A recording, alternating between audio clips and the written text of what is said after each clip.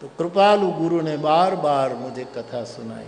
मेरे भाई बहन, हम वक्ताओं के प्रति लोगों का एक प्रश्न कायम रहता है। सज्जन लोग प्रश्न करते रहते हैं कि भाई ये की कथा, गाने वाले वही के वही सब वक्ता, और ये वही कथा, और ये बार बार गाई जाए क्यों। लेकिन सुनो मेरे भाई बहन, कथा बार बार सुननी पड़ेगी, तब जाके कुछ पते की बात हाथ में आएगी। बार बार सुनना, और पते की बात हाथ में आ जाने के बाद तो आप कथा छोड़ ही नहीं पाओगे, सुननी ही पड़ेगी। कई लोग कहते हैं, कई लोग। भगवान अभी एक हमारे गुजरात के एक साक्षर ने मुझे एक पत्र लिखा कि आप लोग जरा, सज्जन थे तो उसने अच्छी सज्जनता की बोली में बहुत विवेक से एक पत्र लिखा।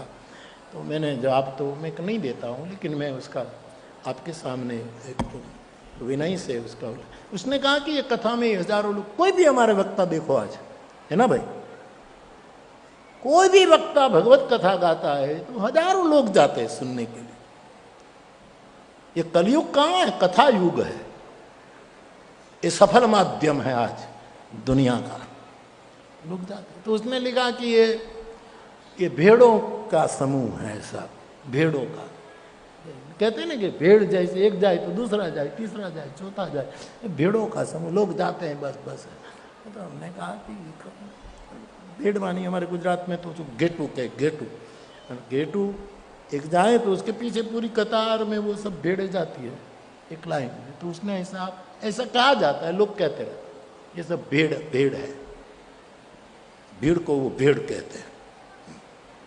खैर, तो हमने सोचा साहब, और हमारे गांव में बहुत चरवाहे लोग रहते हैं, मैं छोटे से गांव में रहता हूँ वहाँ, तो मालधारी जो गेटे बकरे को चराते हैं, तो मैं आता जाता रहता हूँ। तो बीच में जब गेटे आ जाते हैं तो मैंने देखा कि गेटे जो है, मैंने एक दो चरवाहे को पूछा कि एक के पीछे एक जाते हैं, करीब करीब, मैं गलत हूँ तो कबूल कर लूँगा, लेकिन एक दो से पूछा और जाना तो मैंने पाया कि हरीश भाई, पहले कभी छोटा घेटा नहीं जाता पेड़, कोई बड़ा घेटा ही जाता है। ये लोग बड़ों के पीछे जा रहे, महाजनों ये न गता सपंथा। छोटे के पीछे दुनिया नहीं जाती साहब। कई लोगों को ये शिकायत है कि हमारे पास लोग क्यों नहीं आए, क्यों नहीं आते। मैं कल ही बता रहा था कुछ भाई बहनों को कि ये पीन जो लोहे की होती है ना, इन लोगों ने जाकर के परमात्मा को शिकायत की कि ये चुंबक जो था, चुंबक, उसने शिकायत की भगवान से कि ये जो पीने हैं लोहे की, जो हमारे पास क्यों नहीं आती। जैसे लोह चुंबक होता तो नहीं, पिन एकदम दौड़ दौड़ करके सट जाती है। तो कुछ समय के बाद वो पिन आना बंद हो गया, निकट नहीं आती। तो चुंबक को बुरा लगा, उसने परमात्मा को चिट्ठी लिखी कि भगवान, आप दुनिया के सर्जक है, अब ये पिन हमारे पास क्यों आकर्षित होकर नहीं आती, ये टाँकनियाँ, ये जो खीले जो क्यों आकर्षित नहीं। आपका बनाया दुनिया, ये तो स्वाभाविक नियम है। तो भगवान ने कहा भाई मुझे तो पता नहीं कि ऐसा हो रहा है। हाँ, उसी समय नारद जी आए। नारद जी को कहा कि आप तो गति सर्वत्र, तुम्हारी हर जगह आपकी गति है। तो ये तो किसी की चिट्ठी आई है कि ये पीन, चुंबक की चिट्ठी आई है कि पीन हमको क्यों सटती नहीं, जरा जांच की जाए। तो नारद जी गए, जांच की, 2-3 दिन रहे तो सोचा कि चुंबक अकेला बैठा है, पीन कोई जाती नहीं। नारद जी ने कहा कि कमीशन बैठाया जाए इस निर्णय के लिए। तो एक कमीशन बिठाया कि माजरा क्या है।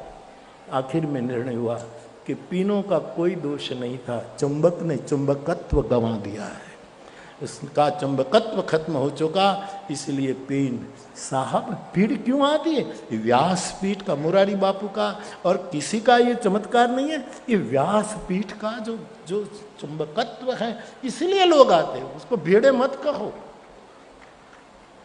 छोटे घेटे के पीछे मैंने अभी तक नहीं देखा। 2 चरवाहे को पूछा भी, बोले नहीं बापू ये तो हमको भी पता नहीं, वो विषय हमारा पास क्या लगा। तब जिंदगी निकाल दी, पेड़ियाँ घेटे चराते, हमने तो कभी सोचा नहीं कौन पहले जाता। इनका जरा बता रहे यार, अथा तो भेड़ जिज्ञासा, मुझे बता यार प्यार की, इसके बारे में क्या होता है।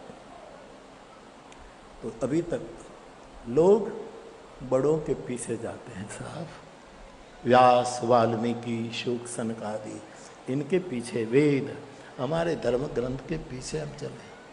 तो मैंने सोचा कि मैं इस महापुरुष को कभी मिले तो विवेक से प्रणाम करके कहूँगा कि भेड़ें जो होती हैं उसने अपनी ऊन काट करके दुनिया को सर्दी लगी है ना, तब उसको जड़ता से मुक्त किया है। तुमने एक रुवाड़ा समाज को दिया कभी? एक रोम दिया? जगत इन्होंने जैसे कर्ण ने कवच कुंडल दे दिए थे, उन भेड़ों ने पूरा अंग के ऊन जो है वो दे देते, वूल दे देते हैं। आपने क्या, जिसने जीवन समर्पित कर दिया,